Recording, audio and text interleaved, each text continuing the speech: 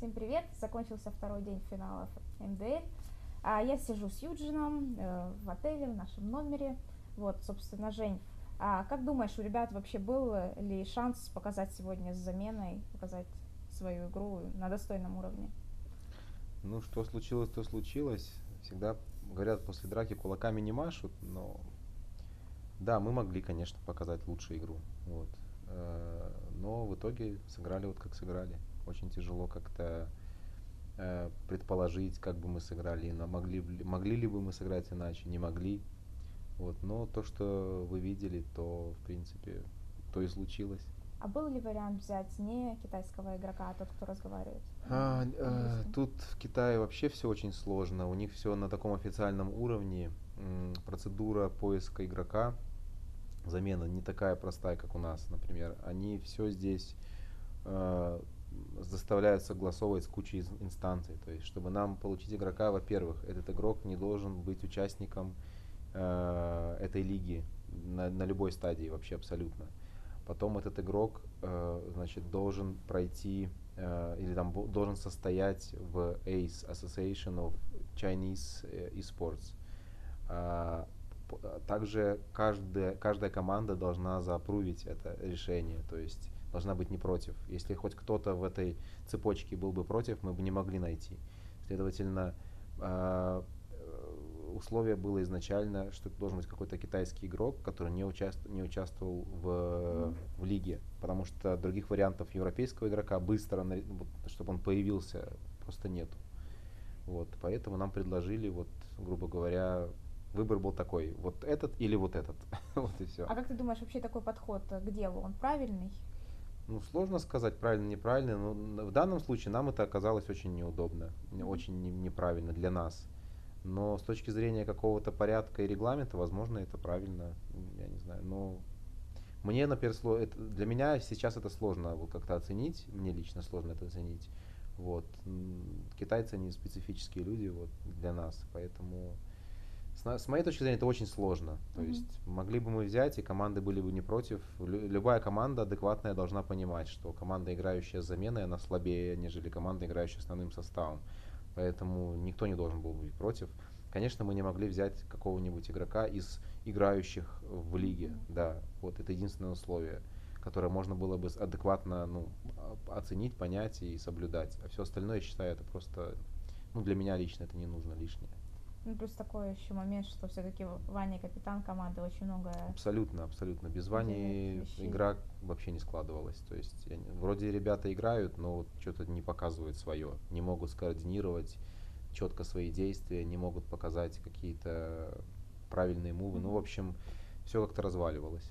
И как вообще ребята отнеслись к этому происшествию? Понятно, что они расстроились, я не знаю, но как-то, как ты думаешь, как ты ощущаешь, как они нашли в себе силы, не знаю, даже играть, что? Ну, первая реакция, когда я им сообщил, что Ваня не приедет, конечно же, было, ну, шок. До сих пор даже мы не понимаем, как эта ситуация могла случиться с нами. Эта ситуация с паспортом Ваниным. Вот. Но она случилась, нам пришлось вот с ней столкнуться, пришлось брать китайского игрока. И первая реакция ребят, конечно, была, ну, скажем такая, немножко, они были сконфужены Мгм. и были, скажем так, вынуждены просто играть в таких обстоятельствах. То есть, раз мы сюда приехали, у нас было две опции.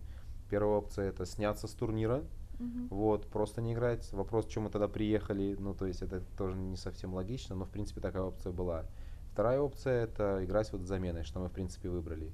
И ребята, ну, приняли это достаточно, ну, неоднозначно. С одной стороны, с нежеланием, а с другой стороны, как бы, ну давайте попробуем, то есть попробуем что-то хорошее из этого получить. Но, как мы видим, ничего хорошего пока из этого не получилось с точки зрения результата. Но с точки зрения опыта, в любом случае, это опыт, хоть он на первый взгляд кажется очень, скажем, негативным для нас, вот, но зато ребята почувствовали, скажем так, силу китайской доты однозначно, вот, и ребята почувствовали, ну, скажем так, что они могут играть, как они могут играть, когда они не слаженно играют, когда вот есть определенные барьеры. То есть, если они сделают правильную оценку Мгм. ситуации, то они могут извлечь хорошие уроки из этого и усилиться. Вот, кстати, я хотела у тебя об этом спросить, но ты сам рассказал. Получается, вроде перед этим турниром ребята одержали хорошую победу, они прошли квалификации, и вроде как для морали команды и вообще как для сплочения это является очень позитивным событием, но сейчас вот такая ситуация произошла. Вообще, как думаешь, это может ли как-то перестроить их в эмоциональном плане, вот такой, знаешь, Повлиять как-то? провал, как-то да, на команду, на тимбилдинг, Это, на конечно, может повлиять, если они, скажем так, как-то в своих головах себе что-то надумают. Мгм. Вот. Но вообще не должно менять. Это, наоборот, должно как-то да, подстегивать, помочь им как-то действительно найти свою игру. Это в любом случае, как я уже говорил, опыт. В любом случае это нужно оценить, пересмотреть, еще раз обговорить, сделать какие-то выводы и усилиться. Потому что все-таки впереди важный ивент у нас. Мы прошли на International, да, это результат. Но все-таки тот результат мы прошли по квалификации не с таким уровнем команд. То есть в любом случае здесь уровень, как я уже говорил, это китайская дота, она очень сильная, и она отличается от нашей, мы к ней особо и не готовимся, потому что нет возможности с ними играть. И вот, по сути, приехали за небольшой отрезок времени до главного события для нас. Попробовали на себе. Хоть и негативный опыт, но все-таки он опыт какой-никакой. Кстати, а Иван забрал уже паспорт? Честно, откровенно, я вот сейчас только вернулся, еще не знаю. Надеюсь, что забрал, но это уже, в принципе, роли не играет. Вот главное, чтобы он его получил до отъезда на Dream League в Швецию. А будет перед Dream League буткемп или ребята по домам разъедутся? Нет, они едут опять в Киев, собираются, и 3 дня находятся там. Конечно, за это время они там поиграют, потренируются, так как все готово для этого. А потом едут в Швецию. А хорошо, после Швеции ребята возвращаются, и там уже подходит время к интернешнлу. Да.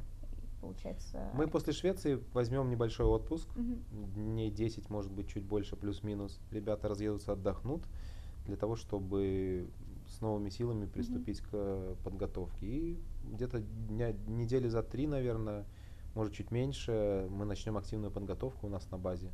Вот, и оттуда полетим уже в Америку.